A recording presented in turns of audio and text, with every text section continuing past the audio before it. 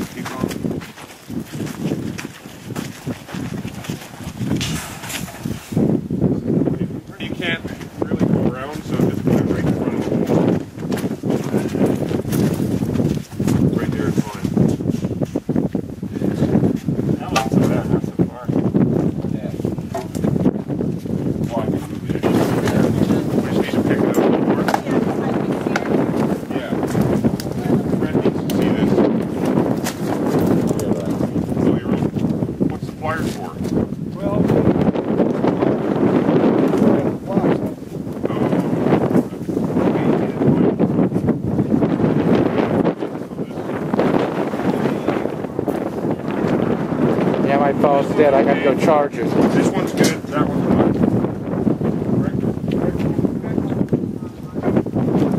Yep, I'm off.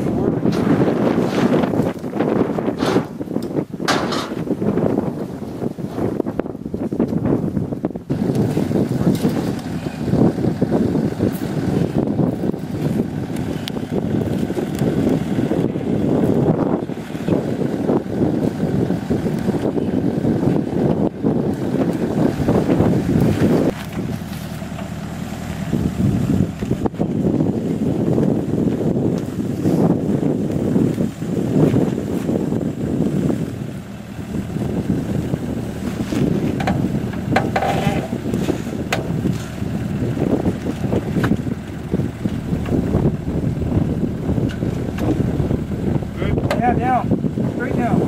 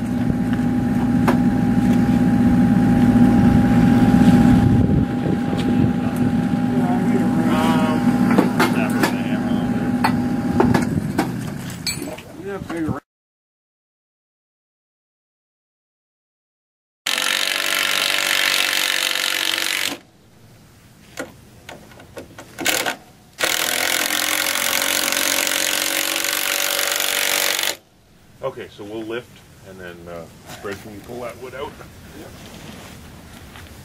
Just get my fingers under there. Ah, wait.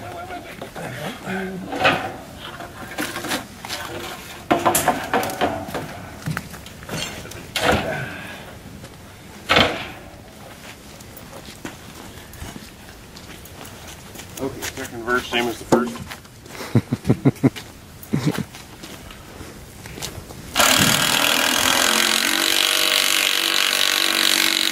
I got a scar right here between my knuckles Oh, from redwood.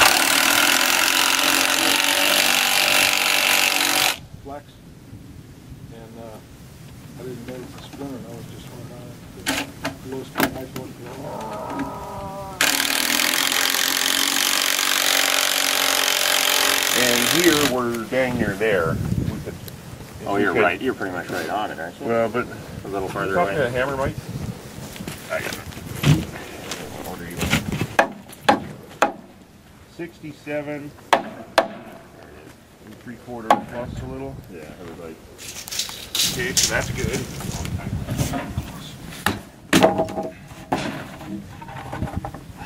Through cracks underneath the ground. Okay, now let's do that again.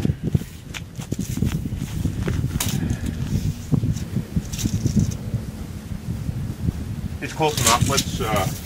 Let's work on elevations and then do the fine tuning.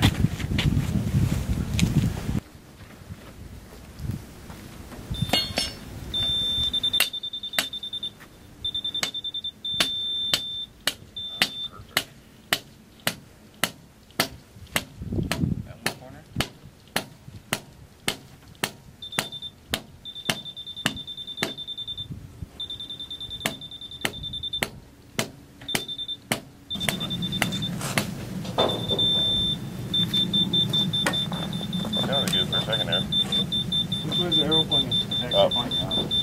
So I think you guys look good there. We might be a little high here now.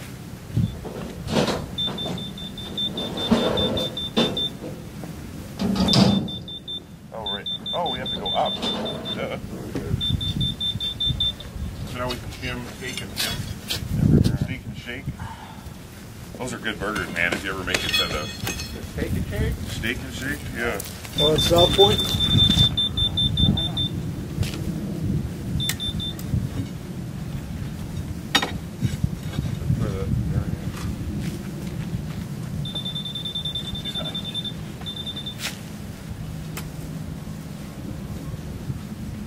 That pack of wood shims.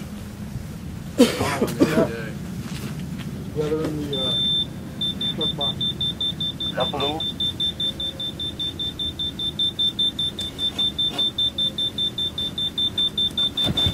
Up a little more. I like it. Maybe a shim right there. Door shims. Throw that piece of balsa wood. I don't suppose you've seen a speed bore in your travels. Speed bore? So we need the bucket of sweeps, a speed bore, and some electrical tape. What is that? It's like a paddle bit for drilling wood. Oh, no, I haven't. You see the Milky Way the first time, Ryan, and he's just going, wow. Yeah. We took our zero from the center of the concrete. You guys want water? So we're going to go 3 foot 4 Oh, thank you. Appreciate it. and a half. Going here for the concrete. They're not going to be used. Okay, one more. Yes. So, So everything lines up now. yeah. Okay, we can pack this up. Well, actually, 11/16 plus. Should be darn close, because if the key ports are the right length, Yes. the template should work out. It's Yeah. gas model is very close. When I was 20 something, I didn't want to be a mechanic anymore, so I went and did wrote the skill testing questions and interviewed for Home Depot. We're good. Passed? Okay. We're looking good. I'm playing. Thank you. M50 crash install. It is a 6 foot by 6 foot by 4 foot deep excavation that was done yesterday. and then they built a 3/4 inch rebar cage for it, for two mats, top and bottom, with 8 connecting points, 8 vertical connections. Lowered that down into the hole with the 1 inch by 24 bolts. The rebar cage sits on the bottom of the hole or the excavation, and it's supported by small concrete footers. And then the template, the bolts, and the anchor plate are supported above ground by the 2x4s going across the excavation, and the 2x4s and 2x6 going side to side. The conduit openings in the template are for if you had a wired photo eye. We're simulating the conduits here. They don't actually go across the opening in the crash install, but they're simulated to have the conduits in the concrete for voids to prove that it's still crash worthy with that. We laid out the center line of the opening is where the barrier arm is on the center line of the bolts. So we have a 2x6 going across, and it keeps the template square relative to the opening and the correct distance apart. So this 2x6 is cut to 14 feet. We're testing a 12-foot clear opening, and so then the 2x4s are cut to 12 foot long, exactly the clear opening, and the ends of the 2x4s are the exact location of the clear opening. The rebar is 3/4 inch. It's set on 9-inch centers. There's 7 pieces each way. The minimum length is 5 feet long. So that's what we've done, is cut 5-foot long pieces to come out of a 20-foot length. So there's 7 pieces each way. There's 2 mats, so 1 top, 1 bottom. They're 2 inches below the level of the top of the concrete and 3 inches above the bottom.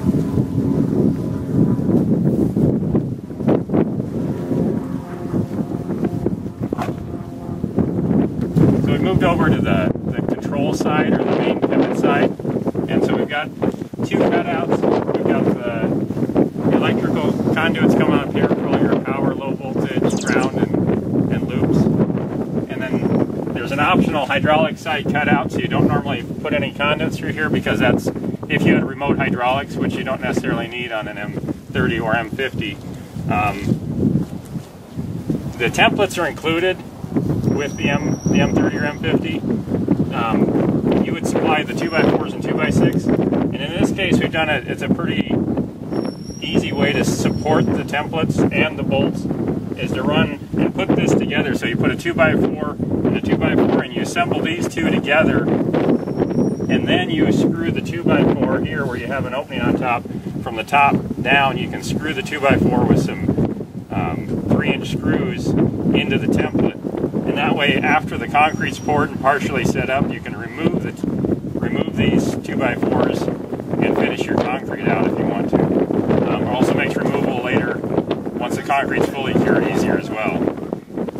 Once we attach these on here, after these are attached, we attach stakes onto them and shimmed up underneath to get so the bottom of the template makes kind of a T shape, and it allows us, we pre-drilled holes in here. It allows you to put 3-inch screws through the 2x4 and into the template and support it from the top. And that way you're able to remove the screws and remove these 2x4s once the concrete is partially set up and leave the template in place.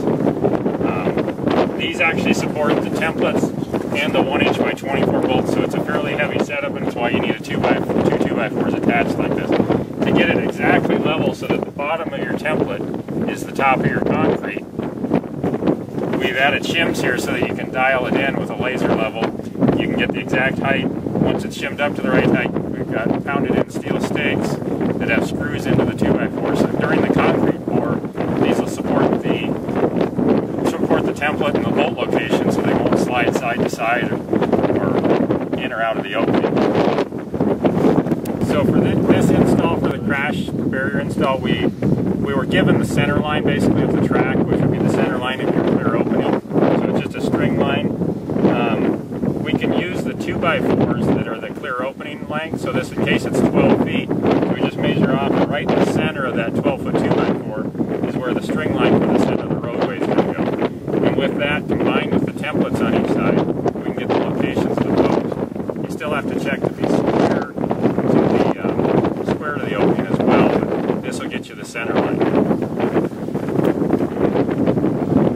2x6 that's located in the middle is actually, it can act as your distance apart, but it's to keep the posts so that they're square to each other, and the arm will be pointed at the catch post, so that from the pivot post to the catch post, they're directed exactly where they're supposed to be, so when you put the arm on. The arm is adjustable, but it'll get within the tolerance that it can adjust to. Okay.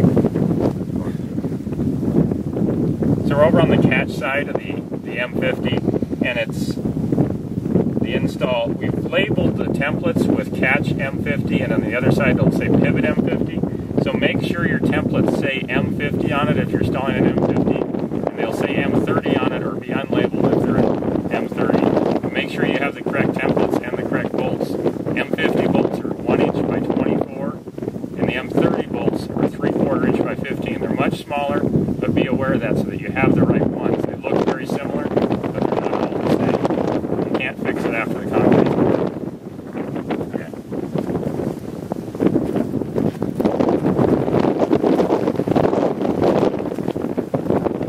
So the details on the rebar. The rebar is a number 6 or 3/4 inch grade 60, which is 60 KSI rebar.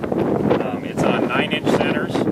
Each way there's 7 pieces, each direction. On the top, 2 inches from the top, minimum, and 3 inches from the bottom. There's the same mat. And then there's 8 vertical pieces that are cut 43 inches long. And they're just tack welded together. They're not fully welded, they're just tack welded, and they could be tie wired as well. We've got the template here, which is 1 inch thick. This is exactly the size of the M50 base plate. And we've got 1.5 inches of the bolt, so we've got about 3 threads above the nut sticking through the template. So this will be the same configuration that we'll have when we bolt down the M50. We have a 1/4 inch by 3 anchor plate down at the bottom. It captures the heads of the bolts.